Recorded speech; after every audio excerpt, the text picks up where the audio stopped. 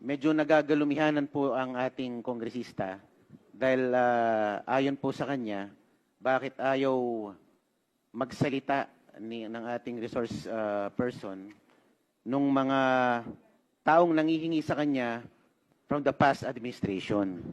At kung bakit ang binanggit niya lang sa kanyang affidavit ay yung mga taong nangihingi sa kanya in the current administration. Just for context and for clarity, Mr. Resource Person, yung po ba nga nanghihingi sa inyo ng mga nakarang administrasyon, yung panahon ni Pangulong Duterte, panahon ni Pangulong Aquino, panahon ni Pangulong Arroyo, nag-attempt silang humingi, di po ba? Yes, Your Honor. Kayo po ba ay nagbigay sa kanila? Your Honor, hindi po. Okay. So ang ibig, sa makatwid, kaya lang nakalagay yung mga pangalan dito dito sa 18 congressmen na binanggit nyo. Dahil ito ay natuloy yung bigayan. Ganun po ba? Yes po, Your Honor. Kaya nakalista ang mga pangalan nila dito kasi ito po yung meron po akong physical knowledge po.